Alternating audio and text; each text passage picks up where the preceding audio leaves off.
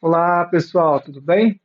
Bom, vamos para a nossa última aula do semestre, né, sobre remuneração, salário e gorjeta.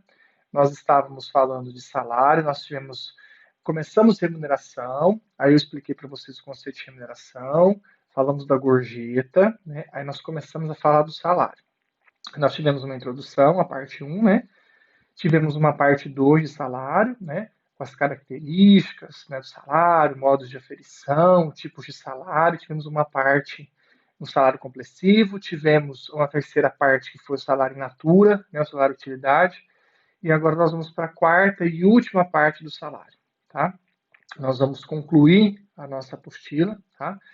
E aí depois a próxima aula já é revisão, tá bom? Bom, nos nossos slides, quem está acompanhando, eu sempre posto aí nas aulas, na sala virtual para vocês, nós temos aí, depois que eu falei para vocês do salário in natura, que é o slide 14, o slide 15 fala de sobre-salários. O que são sobre-salários, né? Ou o que é uma verba chamada sobre-salário? Isso é uma nomenclatura doutrinária. Você não vai achar na legislação esse termo sobre-salário, né?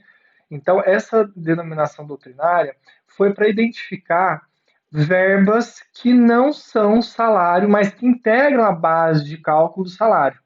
Como assim, professor, não é salário? Não. Ah, vamos ajustar essa explicação. O que a legislação traz para a gente aqui no 457, parágrafo 1º? Integra o salário a importância fixa estipulada, as gratificações legais, as comissões, né, pagas pelo empregador. Está aqui. É isso aqui, ó. Integram o salário a importância estipulada, então, salário base, ou seja, além do salário base, além do piso, além do valor em dinheiro, mais as utilidades, que outras verbas poderiam integrar o salário. Essas outras verbas que não são diretamente o salário base, isso que eu devia ter dito, falei não era salário, não são o salário base, elas são chamadas de sobre-salário. Então, elas têm natureza salarial, sim, integram o salário e geram reflexo. Então, o que é sobre salário? É a hora extra, é a comissão, né? É o adicional de periculosidade, o adicional de insalubridade. Então, vamos imaginar o seguinte: o trabalhador ganha lá de salário, né? Ele ganha R$ 2.000 de salário, base, 2.000 de base. Aí ele faz horas extras, ele dá R$ 200 de horas extras. Né? Aí ele tem uma insalubridade. A insalubridade pode variar 10, 20 ou 40% do salário mínimo. Vamos imaginar que é o máximo. Ele ganha 40%, o grau máximo de insalubridade, o salário mínimo dá. Nós vamos ver periculosidade e insalubridade semestre que vem. Tá? Então não se preocupa com isso agora. Então, 40% é o grau máximo de insalubridade. Sobre R$ 1.045 vai dar em torno de 400 e poucos reais. Vamos arredondar, R$ 400. Então, ele ganha 2.000 de base, salário base, R$ 200 de horas extras, mais R$ 400 de insalubridade.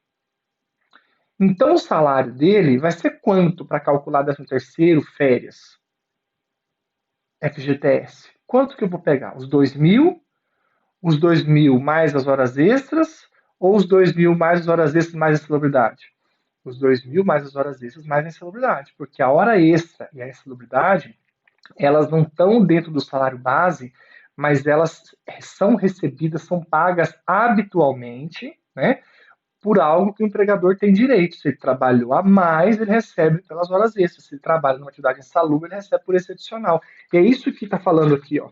Integram o salário à importância fixa estipulada, os 2.457, parágrafo 1º da CLT, que eu estou lendo. 457, parágrafo 1º da CLT. Integram o salário à importância fixa estipulada, os 2.000, que é o base. As gratificações legais. O que são as gratificações legais? A insalubridade, a periculosidade, né? No caso aí, a hora extra também, né? E as comissões pagas pelo empregador. No caso, ele não tem comissão aqui, mas se tivesse, a comissão também seria salário. Então, no caso, o salário desse empregado que ganha 2.000 de base, R$ 200 de hora extra e 400 de insalubridade, o salário dele é 2.600 para calcular 13º, férias, FGTS. Tá? Então, o que é o sobre-salário? São as gratificações, são outros direitos que o empregado recebe habitualmente, né, porque ele tem direito, ele tem aquela verba, a lei manda que se a atividade é insalubre, ele receba insalubridade, a lei determina que se ele fizer a mais o trabalho, trabalhar além do limite, ele vai ter direito às horas extras, né? Nós vamos ver que ele pode trabalhar até 2 horas a mais de extra por dia, né? Então, esses adicionais, essas gratificações, a comissão, a doutrina chama de sobressalário, porque elas integram a base de cálculo do salário, elas têm também como base o salário, né? Então, a doutrina colocou essa nomenclatura de sobre-salário. Então, eu coloquei para vocês aí, ó, o que é sobre-salário? É a prestação que complementa o complexo salarial além do salário básico. É isso que eu comecei explicando. Eu falei assim, não é salário, mas integra o salário. Não é salário básico, entendeu? Então, a sobre-salário está bem, é a prestação que complementa o complexo salarial, além do básico. Do básico é 2.000. A hora extra é além do básico, a periculosidade é além do básico, a insalubridade é além do básico, a adicional noturno é além do básico. Tá? Aí eu dei exemplo para vocês. Ó. São exemplos de parcela de sobre-salário, as gratificações legais e as comissões. Que gratificações legais seriam essas? Né? Periculosidade, insalubridade, né? O adicional de transferência, por mais que salário condição, periculosidade, insalubridade, o adicional de transferência também é uma gratificação. Enquanto a pessoa está transferida provisoriamente, ela tem direito ao adicional de transferência e ele vai integrar o salário. A periculosidade e a insalubridade também. Enquanto ele estiver em contato com um agente perigoso e insalubre, ele vai receber e vai ser salário naquele momento. Tá? O adicional noturno, enquanto ele estiver trabalhando à noite, ele vai ter direito a receber essa gratificação pelo adicional noturno. Tá? Que é de no mínimo 20% no caso do urbano e 25% no caso do rural. Né? Então, essas gratificações a legislação traz nesse sentido, de que, olha, é possível o empregado praticar ou ter contato com agentes ou receber outras gratificações que não seja só o salário base dele. E essas outras gratificações também vão integrar o salário dele para fins de cálculo de 13º, férias e FGTS, né? E até mesmo desconto do INSS. Então, quando o empregado ganha só o base, tranquilo, ele ganha só o salário base. Agora, se ele ganha o base e hora extra, aí ele ganha o base mais um sobre salário, porque a hora extra é uma gratificação pelas horas que ele fez a mais. Né? Se ele ganha salário mais comissão, a comissão é chamada de sobre salário. Né? Mas isso interfere no quê? Isso quer dizer que essas verbas chamadas de sobre salário, que são além do base, mas que são salário, têm natureza de salário, integram a base de cálculo para a empresa calcular o 13º, a férias e o FGTS do empregado. Lembra que eu falei? Essa é a discussão. Entendam isso. Qual é a importância de saber o que é salário e o que não é? É o reflexo disso nas outras verbas. Então, se eu sei que a legislação me diz que as gratificações que o empregado recebe a título de hora extra, de adicional noturno, de periculosidade, insalubridade, outras mais, gratificações de transferência, se essas gratificações que o empregado recebe habitualmente durante ali o período dele, né, do contrato de trabalho, é chamado sobre salário, tem natureza salarial, então quer dizer que além do base que ele ganha, eu tenho que somar com essa gratificação, com esse sobre salário, para que eu, então, possa calcular o 13º, as férias e o FGTS dele. Então, isso que é sobre salário. Sobre salário é aquela verba salarial que é além do salário base, que complementa o salário base e que aí faça o complexo do salário todo. Lembra, se a gente voltar nos slides, lá no comecinho, deixa eu ver qual slide eu coloquei para vocês salário. Os tipos de salário, tá no slide 11, se vocês quiserem pegar. Slide 11, tá assim, ó. Salário é igual salário básico mais sobre salário. Salário básico é o que eu ganho em dinheiro mais as utilidades que a empresa me dá e não desconta, que nós vimos na aula anterior. Aquilo que é considerado salário in natura, né? Então, o que eu ganho de dinheiro mais utilidades é o básico, tá? E o que eu ganho além disso seriam os sobre-salários. E faz parte do salário. Tá aí no slide 11. Ó. Salário é igual salário básico. O que é o básico? É o que eu ganho em dinheiro e as utilidades, né? E o sobre-salário. Mais o sobre-salário. Então, esse sobre-salário é um complemento. Né? É além do salário básico, mas eu quero que vocês entendam que o salário do empregado para fins de cálculo é o que ele ganha de básico que é o dinheiro mais a utilidade da aula passada, né? Se o empregador não fez certinho, então ele vai ter que pagar o valor da atividade como salário. Então, o básico é o dinheiro mais a utilidade, mais o básico é o dinheiro mais utilidade. O salário é salário básico mais sobre salário. Então, eu preciso achar o valor do salário do empregado para calcular 13º, férias e FGTS. Então, o que eu vou achar? Qual é o valor do salário do empregado? É o que ele ganha de base. E o que é o de base? Dinheiro mais utilidade, mais a comissão, a hora extra, o adicional noturno, a periculosidade, a insalubridade, que a gente chama de sobre-salário. Então, o sobre-salário são esses adicionais, são essas gratificações, e no caso a comissão também, que complementam o salário total. Porque aí o salário total equivale ao básico, que é dinheiro mais utilidade, mais o sobre-salário. Espero que vocês tenham entendido, tá? Porque eu preciso achar como empregador qual é o salário total. O salário total é sempre o que o cara recebe de salário base, mais o que ele ganha habitualmente de sobre-salário, que é hora extra, periculosidade, insalubridade, adicional noturno, tá? Então, por isso que a gente tem que entender que sobre-salário, por mais que é um conceito doutrinário, a gente tem que entender isso aqui, ó, é a prestação que complementa o complexo salarial, tá? Por quê? Salário equivale ao base mais o sobre-salário, mais essas parcelas, essas gratificações de sobre-salário. Tudo bem? Se não entender, me manda um WhatsApp. Tá? Tô tentando ser o mais claro possível. Tá? 457, parágrafo 2º, vai falar de algumas coisas que se é salário ou não. Então ele diz assim, ó, parágrafo 2º. As importâncias, ainda que habituais, pagas a título de ajuda de custo, auxílio alimentação, vedado o seu pagamento em dinheiro. Tá vendo? Eu já li isso aqui com vocês. Alimentação só é salário se for pago espontaneamente pelo empregador em dinheiro. Tá? Se for dado cesta básica, vale refeição, vale alimentação, se a empresa estiver escrevendo programa de alimentação do trabalhador, ou se a empresa dá em dinheiro, mas com base na convenção coletiva, o valor da alimentação nunca será salário. Agora, se a empresa dá espontaneamente o dinheiro, não tem base em convenção coletiva, ela dá o equivalente à alimentação em dinheiro para o empregado, aí esse valor vira salário. Então, o que não é salário? É isso que o parágrafo 2º está falando. O parágrafo 2º está falando que a ajuda de custo não é salário. O que é ajuda de custo? O cara vai viajar, vai fazer um serviço para a empresa, né? E aí eu chego e falo para ele, olha, as despesas que você tiver lá, eu vou te ressarcir, mas eu vou te ressarcir até tanto. Então você não exagera, tá? Aí o cara chega, traz as despesas, a empresa ressarce. Ou seja, ajuda de custo. Ela custeou o que ele precisou fazer em prol da empresa. Ela deu ajuda de custo, tá? Ela custeou, ela ressarciu o empregado das despesas que ele teve. Lógico que ela coloca lá um parâmetro também, para o cara não exagerar, mas ela ressarce o valor. E o que é diária para viagem? Diária para viagem, a empresa fala assim, ó, tá aqui R$ 1.000.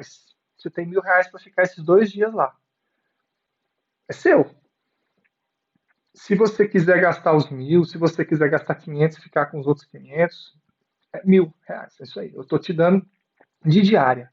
Eu vou te dar R$ 500 de diária por dia. Você vai ficar sábado e domingo trabalhando lá para mim. Então tá aqui R$ 1.000 para você pagar as suas 2 diárias. Então R$ 500 diário por mês, por dia. Aí você se vira. Né? Então veja, a ajuda de custo eu estou ressarcindo as despesas que ele teve e posso limitar o valor. A diária eu dou um valor na mão dele, ele se vira. Ele não precisa me prestar contas. Eu dou na mão dele, é dele. Tá? Tanto a ajuda de custo quanto a diária para viagem hoje, com a reforma trabalhista, elas não são salário.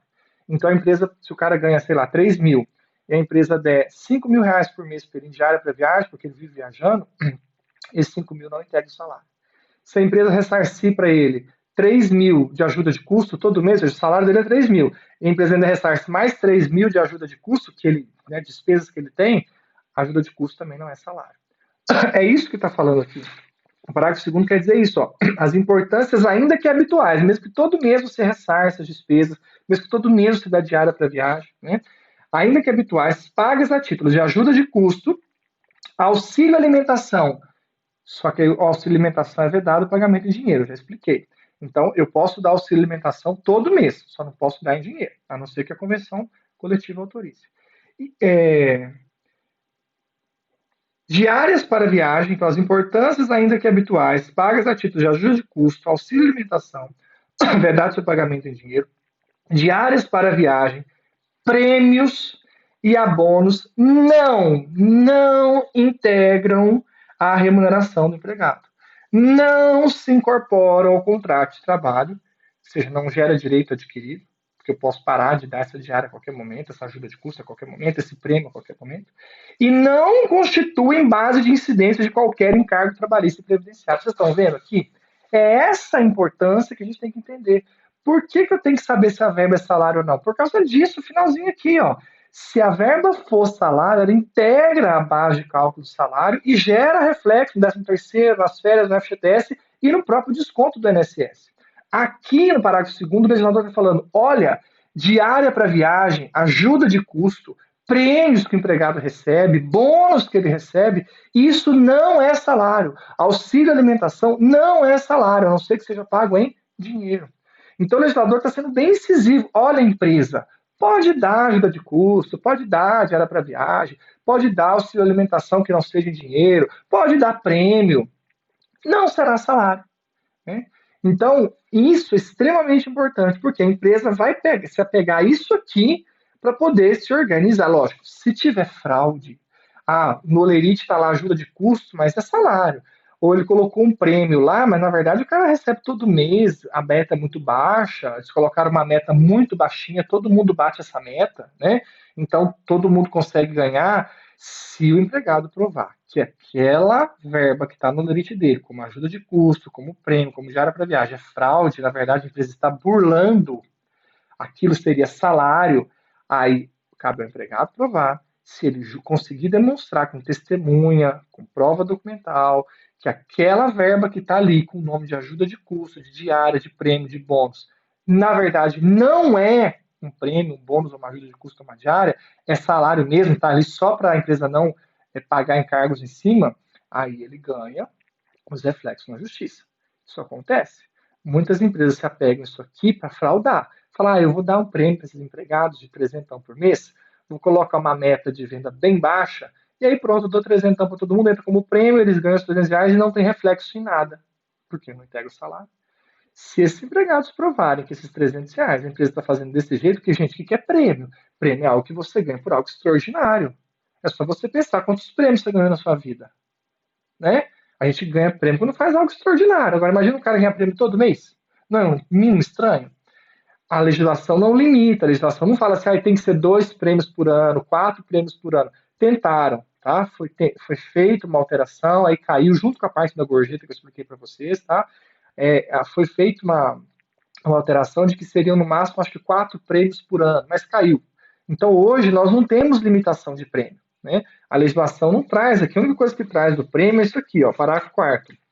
Consideram-se prêmios as liberalidades concedidas pelo empregador em forma de bens, liberalidade, porque ele dá espontaneamente. O empregado não tinha direito, mas o empregador resolve dar espontaneamente, né, livremente, um valor, um bem, né, pode ser um bem, serviços ou valor em dinheiro a empregado ou a grupo de empregados em razão de desempenho superior ao ordinariamente esperado no exercício de suas atividades. Então a empresa pode dar em dinheiro, ela pode dar em algum serviço, sei lá, você vai ganhar um corte de cabelo, você vai ganhar não sei o que, você vai ganhar, ou dar em bem, você vai ganhar um computador, um celular, né, quem vender mais. Então veja, você viu que ele fala no finalzinho? Em razão de desempenho superior ao ordinariamente esperado no exercício de suas atividades. Então, quer dizer, quando que você vai ganhar prêmio? Quando você faz algo totalmente além daquilo que era esperado, né? Então, por isso que a meta que a empresa tem que colocar para poder dar esses prêmios tem que ser uma meta alta, mas também não alta demais, uma meta alta que realmente fala, não, é possível atingir, mas o cara tem que ser bom, por isso que ele vai ganhar prêmio. Agora, se ela põe uma meta baixinha, né, todo mundo consegue, todo mundo ganha prêmio, ela está querendo fraudar. Aí esse prêmio, na verdade, é salário. Se o empregado provar isso, o valor do prêmio integra o salário. Tá? Então, veja, aqui falou quantas vezes a empresa pode dar de prêmios por ano? Não falou. Né? Nós tínhamos uma regulamentação para isso, veio nova, né? Caiu de novo, não vou entrar nesses detalhes com vocês. O que vale hoje é prêmio não é salário, prêmio pode ser dado em dinheiro, prêmio pode ser dado em bens, prêmio pode ser dado em serviço, para empregado ou um grupo de trabalhadores que fazem algo além do normal, além do que é o normal, tá? Extraordinário. Só que não tem limitação.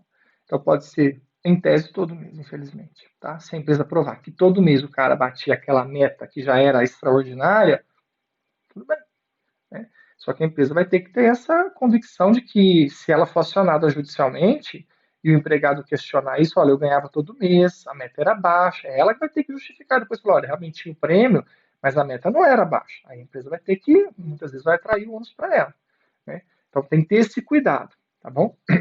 Então eu coloquei para vocês aí, ó, ajuda de custo não é salário, é um mero reembolso de despesas, né?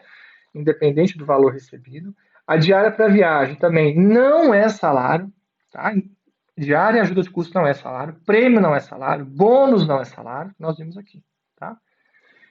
Participação nos lucros da empresa. Tem uma lei, a Lei 10.101 de 2000, que diz que a empresa, está na Constituição também, no artigo 7º, inciso acho que 11 ou 12 da Constituição Federal, que diz que a empresa pode dar a participação nos lucros para os empregados, né? Então aí a participação nos lucros nos termos da lei também não é salário, tá bom? Só que incide imposto de renda.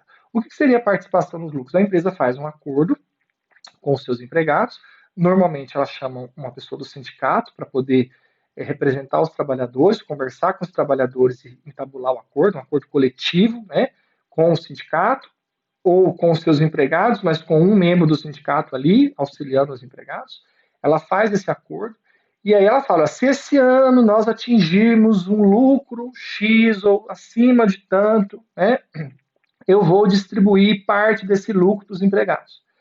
Em duas parcelas, né, o máximo que a lei fala é em duas parcelas, tá? Uma no semestre e a outra no segundo semestre.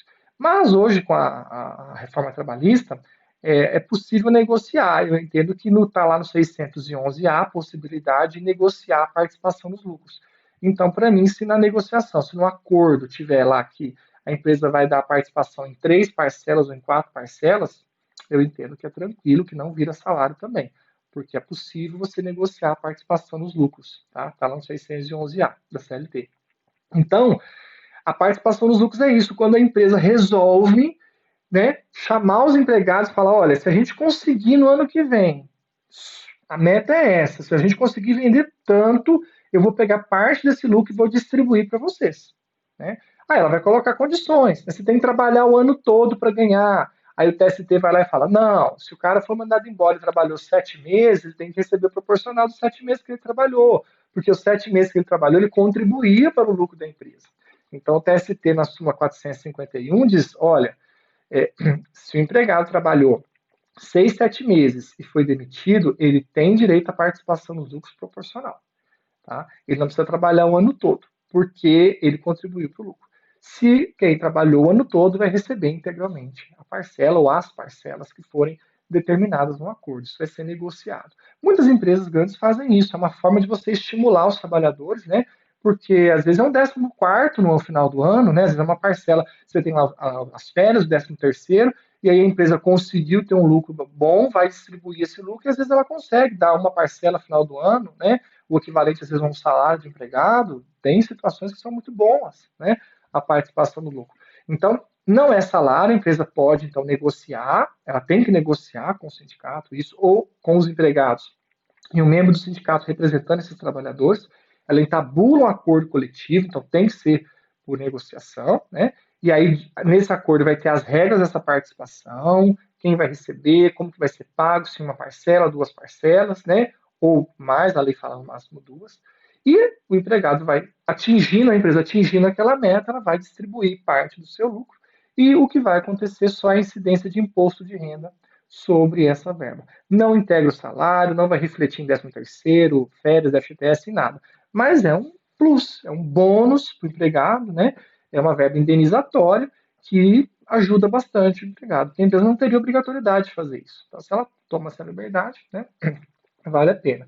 Então, o que a gente precisa saber é que participação nos lucros da empresa tem uma lei específica, que é a Lei 10.101 de 2000, ela é bem curtinha, tem 6 artigos, tá? O artigo 1º e 2º que tratam mais da regra, tá? Se for cumpridos os requisitos legais, se a empresa foi lá, fez o acordo bonitinho com o sindicato, está pagando em duas parcelas, né, fez tudo certinho, não é salário, tá? Não é salário, tá bom? A única coisa que vai incidir é o imposto de renda na parcela do empregado, se for mais do que o mínimo, né, o piso, o teto de desconto, né? Acho que hoje é R$ 1.800, R$ 1.900 mais ou menos a isenção. Se for acima disso, vai ter desconto de imposto de renda, tá bom? E o que o TST simplesmente orientou, isso talvez com essa situação da reforma trabalhista seja revisado, né? Porque se está negociado que para o empregado ter direito, ele tem que trabalhar 12 anos, a negociação tem que prevalecer, né? A negociação tem que prevalecer. Mas essa súmula do TST ainda não foi questionada. Então a gente ainda não sabe se o TST vai manter essa súmula falando, não, mas se ele trabalhou 6, 7 meses, ele vai ter o proporcional, sim, se o TST vai manter esse entendimento após a reforma trabalhista, ou se o TST vai falar, não, agora como pode ser? Eu entendo que se for negociado que o empregado tem que trabalhar 12 meses, hoje, com a reforma trabalhista, ele tem que trabalhar 12 meses para receber a parcela. Tá? Porque quando essa súmula veio, não existia essa possibilidade de você negociar, do negociado prevalecer sobre o legislado, como está lá no 611A. Não tínhamos isso. Então, o TST nessa súmula falou: olha, se a empresa negociou, né, a negociação tem que ser nos termos da lei, no máximo 2 parcelas. Se o empregado trabalhou 6, 7 meses, ele tem direito a um proporcional. Ele não precisa trabalhar o ano inteiro para ganhar todas as parcelas ou ganhar tudo. Né? Ele pode ganhar um proporcional se ele for mandado embora com 6, 7 meses. Agora, hoje está lá no 611A a possibilidade da empresa negociar com o sindicato a participação nos lucros e prevalecer o que for negociado. Eu entendo que se a empresa negociar e 2, 3 parcelas e falar que só vai receber essas parcelas quem trabalhar o ano todo, eu entendo que isso vai ter validade, vai prevalecer. Então, no meu ponto de vista, essa súmula 451 ainda vai ser revisada, ainda vai ser analisada, porque ainda não foi questionado isso no TST, tá? Então, a gente tem que olhar com cuidado essa súmula 451, tá bom? Que mais? Prêmios, acabei de ler com vocês o parágrafo 4º, que está em vermelho, né? Expliquei o prêmio para vocês, tá? Salário família, salário maternidade não tem natureza salarial, tem natureza previdenciária, então se o empregado ganha salário família, né? Quem tem direito ao salário família, pessoal? Todo trabalhador de baixa renda, tá? Então é quem ganha em torno de R$ 1.300 bruto, mais ou menos. Tem duas faixas etárias, tem quem ganha até R$ 800, R$ 900 até 1.300 e poucos reais por mês. Né? Quem vai ter direito, então? Quem ganha ter essa faixa salarial e tenha filhos até 14 anos incompletos. Então, ele leva a certidão de nascimento da empresa, comprova que ele tem filhos com menos de 14 anos, até 14 anos incompletos. Né? Se for filhos até 6 anos, eles vão pedir a carteirinha de vacinação. Né? Se for filhos acima de 6 anos e até 14 incompletos, eles vão pedir o comprovante de frequência e matrícula na escola. E aí, se o salário dele, o bruto máximo, né, o salário bruto dele, for até 1.300 e poucos reais, eu acho, 1.400, alguma coisa assim, ele vai ter direito a ganhar o valor dessa parcela para cada filho que ele tiver até 14 anos incompletos. Mas, gente, é coisa de R$ 40, tá? R$ 40, mais ou menos, tá? Porque a ideia do salário família era que as pessoas que recebem pouco, de baixa renda, tivessem condições de ter entendeu? 1 litro de leite por dia para cada filho. Por isso que ele recebe a cota por filho, menor de 14 anos incompletos, né? Então, só que hoje dá os 40 e poucos reais, no máximo que ele vai receber. Se a renda dele é até 800, 900 reais, é 40 e poucos reais. Se a renda dele é um pouco maior, aí já baixa para 37, 38 reais por filho, né? Todo mês. Tá? Então, assim, auxilia, mas não dá para comprar 1 litro de leite com R$ 40 por mês. Não dá para comprar, acho que 1 litro de leite por dia, né? Para cada filho. Mas o salário família, então, não é salário. Tem o nome de salário, mas não é salário. O salário maternidade é o salário, a empresa paga para a empregada, né, grávida, né, que ganhou neném, mas ela abate do INSS. A empresa pega esse valor e depois desconta lá no INSS, né? Então, no final das contas, quem acaba pagando o salário família lá do INSS?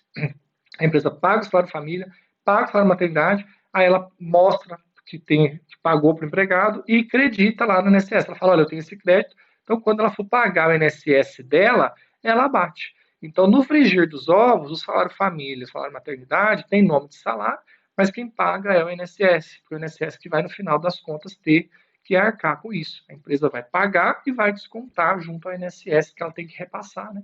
Ela tem que repassar o INSS dela, do empregado, para a Previdência todo mês. Então, ela vai descontar isso aí, ela vai abater isso aí, tá? Então, salário maternidade, nós já falamos, 120 dias, né, o período, podendo se prorrogar por mais 60, aí vai depender se a empresa está inscrita no programa Empresa Cidadã, se a empresa tem imposto de renda sobre o lucro real, né? E o salário família, filhos até 14 anos incompletos, né? E tem que ter baixa renda, tem que ser um trabalhador de baixa renda, tá? Então esses dois não tem natureza salarial. O Vale Cultura eu já comentei com vocês na aula passada, quando eu falei de salário natura, né? O Vale Cultura é em torno de no máximo R$ 50, tá? É um cartãozinho verde que algumas empresas dão, para a pessoa poder ir no cinema, ir no teatro, ter acesso a algumas coisas culturais, a jornais, revistas, né? Ter acesso à cultura, tá? Então, ele também é verba indenizatória. Lá no artigo 458, parágrafo 2º, diz que a empresa pode conceder e não integra o salário. Então, Vale Cultura não é salário, tá bom? Salário família, Vale Cultura, né? O 467, parágrafo único, o 467, caput aqui, da CLT, parágrafo único, quer dizer o seguinte: quando a empresa, tá, manda o empregado embora, ela tem que pagar as verbas decisórias. A gente vai ver essas verbas no semestre que vem, tá? Os tipos de rescisão, né? Esse 467 está dizendo o seguinte: que a empresa, se ela não pagar as verbas rescisórias, se ela não pagar, se ela não pagar as verbas rescisórias do empregado, e o empregado entrar na justiça, então a empresa mandou ele embora, não pagou as verbas rescisórias, o empregado entrou na justiça. A empresa tem até a primeira audiência para quitar as verbas rescisórias que ela não pagou, que são incontroversas, com esse empregado. Se ela não pagar essas verbas rescisórias incontroversas quer dizer indiscutíveis, que são devidas, que ela não pagou, se ela não pagar até a primeira audiência do processo trabalhista, vai incidir uma multa de 50% sobre o valor dessas verbas rescisórias que ela devia e não pagou. Então, se ela tinha que pagar lá R$ 5.000 de verba rescisória para o empregado, ela não pagou, aí ele vai entrar na justiça.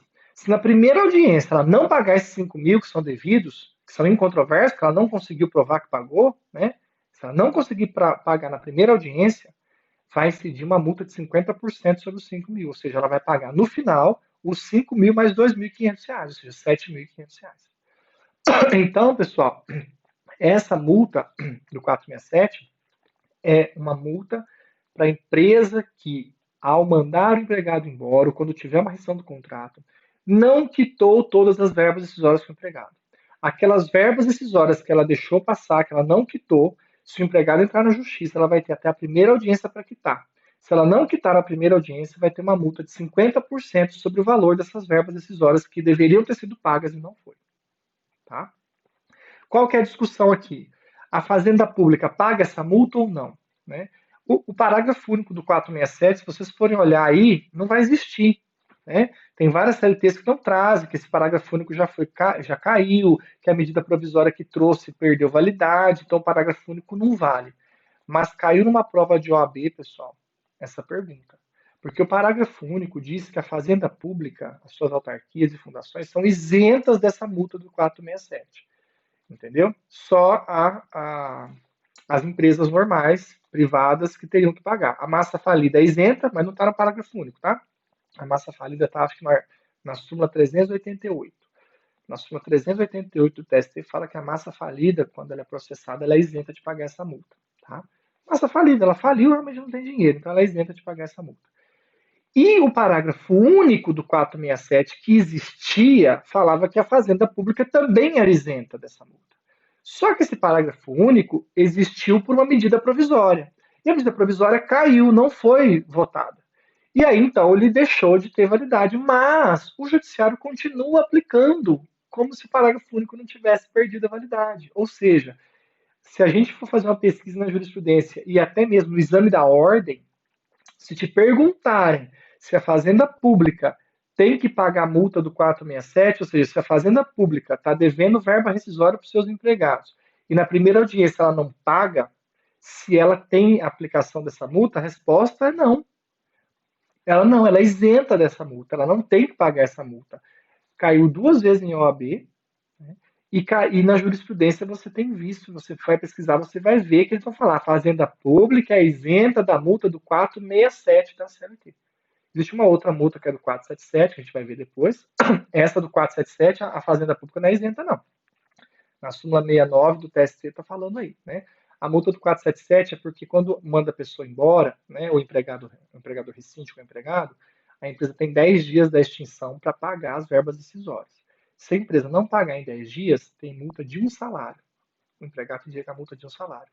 Então são duas multas. A do 477 é uma multa, assim, mandei o cara embora. Eu tenho que pagar as verbas decisórias até quando? Até 10 dias após a extinção do contrato. Após o último dia do aviso, após a demissão. Eu tenho 10 dias como empregador para pagar. Não paguei em 10 dias, multa de um salário para o empregado. O valor de salário dele. Aí ele vai entrar na justiça. Entrou na justiça, eu tenho que pagar na primeira audiência as verbas decisórias, mais essa multa do 477. Né? Porque eu não paguei as verbas decisórias e já tem essa multa de um salário para pagar. Se eu não pagar na primeira audiência as verbas decisórias e essa multa do 477, vai incidir outra multa, que é essa de 50%. Então, o empregador que não paga as verbas decisórias do empregado, o empregado entra na justiça, ele acaba tendo que pagar duas multas. Uma porque ele tinha que ter pago essas verbas 10 dias, até 10 dias da extinção do contrato. Então já incidiu um salário de multa para o empregado. Aí é o valor do salário. E agora, quando o empregado entrou na justiça porque ele não recebeu as verbas decisórias, a empresa tem que pagar até a primeira audiência todo o valor das verbas decisórias, mais a multa do 477 de um salário. Se a empresa não pagar na primeira audiência, vai incidir outra multa de 50% em cima de todo o valor das verbas decisórias. Então, essa multa do 477, a Fazenda Pública tem que pagar. Se a Fazenda Pública não tem uma rescisão para ela pagar, ela não pagou em 10 dias da extinção, ela tem que pagar a multa de um salário para o empregado. Mas o entendimento da OAB e da jurisprudência é que a do 467, que é quando o empregado entra na justiça e a empresa tem até a primeira audiência para pagar, né, sob pena de ter multa de 50%, o entendimento que prevalece é que a Fazenda Pública é isenta dessa multa do 467 da CLT, do 477 não, tá? Dúvidas, mandem no WhatsApp. E agora, a última parte. Último desconto. Nós já falamos, um monte de descontos. O que é de descontos? Desconto está no 462 da CLT e desconto, gente, é para saber o seguinte: não é possível descontar nada do salário do empregado. O salário é intangível, lembra, é irredutível, salvo negociação coletiva. Então, eu não posso fazer, isso é vedado, realizar qualquer desconto no salário do empregado. Salvo quando a lei autoriza, vale transporte, se eu der alimentação, posso descontar, eu tenho o limite, que nós já falamos. Se eu der a moradia, eu também posso descontar, dentro do limite que a lei determina. Quando a lei autoriza, eu posso descontar. Ou se for adiantamento de salário, ele pediu um vale, eu vou descontar, né? Porque ele adiantou o salário. Então, no caso de adiantamento de salário, no caso da legislação prevê, ok, tá? Agora, fora isso, não pode descontar. Aí a legislação fala assim, no caso de o 462 da CLT, tá assim, quer ver? Ao empregador é vedado efetuar qualquer desconto. É vedado efetuar qualquer desconto do salário do empregado. Não pode. Salvo quando este resultar de adiantamento, de dispositivo de lei ou de contrato coletivo. Esse de contrato coletivo aqui você ignora. Convenção coletiva não pode determinar desconto do salário do empregado, não. Nem de contribuição sindical. A STF já falou isso, tá? Convenção coletiva não pode determinar desconto em salário do empregado sem anuência dele. Tá? Desconto do salário do empregado é só quando a lei autoriza, né, ou ele, empregado, autoriza, né, ou se for adiantamento de salário. A convenção coletiva, os sindicatos não podem negociar um desconto no salário do empregado sem autorização dele. Tá? Isso já é pacificado no Supremo. Tá? Inclusive agora após a reforma trabalhista. Por quê? Porque a contribuição obrigatória, aquela de um dia no ano, caiu, passou a não ser mais obrigatória. E aí os sindicatos queriam impor que os empregados pagassem e as empresas fizessem um desconto. que o Supremo falou? Não, não, não. Qualquer contribuição para o sindicato, qualquer uma, qualquer contribuição que o empregado vá fazer para o sindicato, ele tem que autorizar. Não se pode, por negociação coletiva, determinar descontos para o empregado. A vontade coletiva não vai prevalecer sobre a vontade individual do empregado. O empregado tem que autorizar o seu desconto. Não é se você não vier aqui para trazer cartinha para mim, eu vou descontar. Não, não, não. Não existe isso. Tá? Se você trabalha e você tem salário, o sindicato está descontando e você não autorizou, você pode ir lá questionar. O Supremo deixa claro, para descontar qualquer coisa no salário do empregado, em relação à contribuição sindical, contribuição confederativa, taxa de associação sindical, taxa de reversão salarial, aí tem um monte de nome para essas taxas. Tem que ter autorização do empregado. Se o empregado não autorizar, ele vai entrar na justiça e vai pedir de volta, e a empresa que vai ter que devolver. Então a empresa tem que ter esse cuidado. A empresa que tem que perguntar para o empregado se ele autoriza o desconto. Porque depois ela que vai ter que devolver. Então tem que estar atento a isso.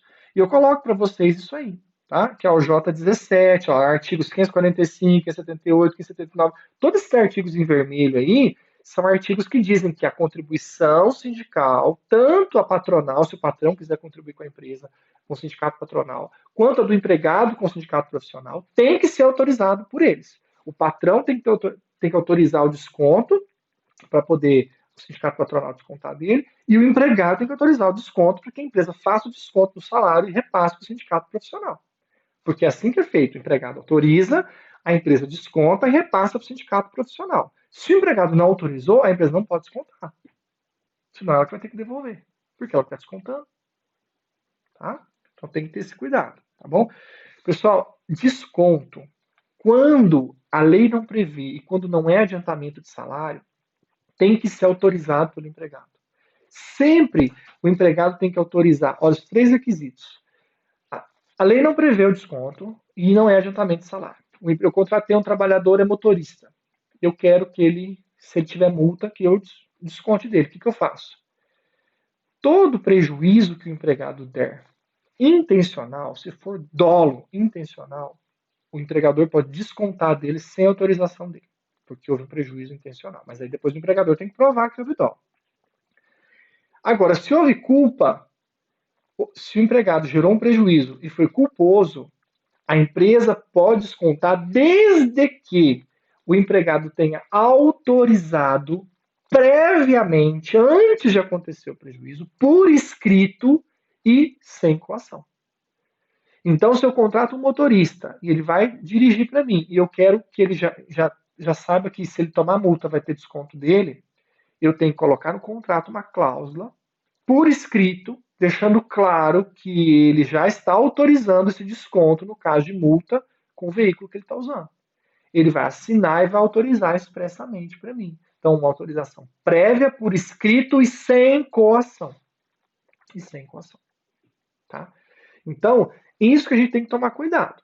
Porque as empresas, às vezes, o cara gera um prejuízo, ela quer descontar. Ela quer descontar, mas ela não pegou a autorização prévia por escrito dele. Né? Então, e tem que ser sem coação, não pode pressionar. Tá? E para nós, gente, não tem diferença entre culpa consciente e dolo eventual. Para o direito do trabalho, ou é culpa ou é dolo. Teve a intenção deliberada, o cara realmente quis gerar um prejuízo, é dolo. Se não ficou claro que houve intenção deliberada, ele foi imprudente, negligente ou imperito, ele, né, passou, enfim, ele passou no sinal vermelho, mas ele não ficou claro que ele queria gerar o prejuízo. É culpa. É culpa. Sempre o judiciário vai ver assim, houve intenção mesmo clara, deliberada, é dolo. A empresa pode descontar sem autorização. Não ficou clara a intenção deliberada, então é culpa. Então a empresa só podia ter descontado se ele tivesse autorizado previamente, por escrito e sem coação. Professor, mas aí ele gerou prejuízo, não tem autorização prévia agora. Você faz um adendo, um aditamento no contrato, e a partir daquele momento, você não vai descontar então o prejuízo, porque ele não tinha autorizado, a partir daquele momento, ele autoriza, nas próximas que ele praticar, o desconto.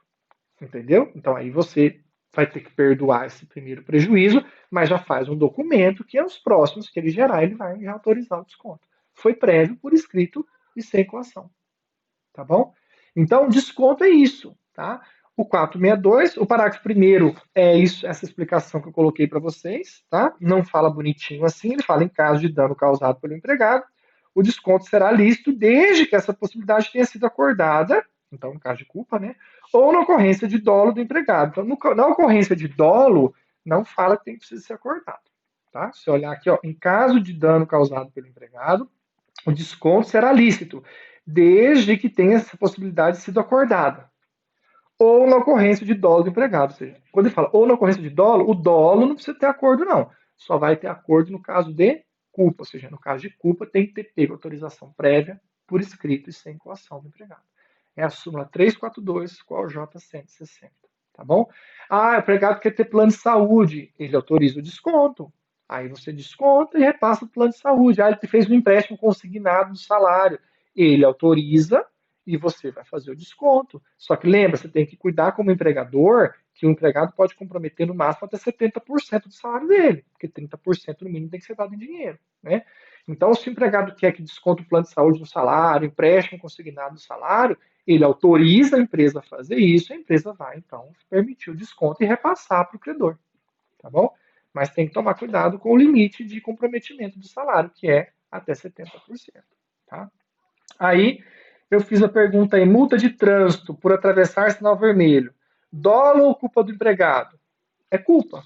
Não tem como você. Se você provar que ele passou porque quis, tinha uma câmera no carro que você colocou lá, e ele falou: vou furar o sinal vermelho para te lascar. Aí tudo bem, aí é dolo.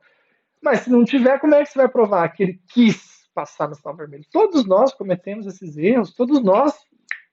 Dá um laranja, você vai e dá vermelho. Todos nós somos sujeitos a isso. Então, em regra, tá?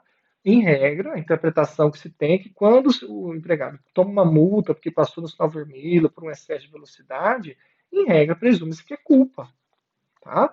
A empresa tem que provar a intenção deliberada. Se a empresa provar a intenção deliberada, aí sim, ela vai descontar sem a anuência dele. Então, aqui é dolo ou culpa? Em regra, é culpa. A empresa deve ou não descontar?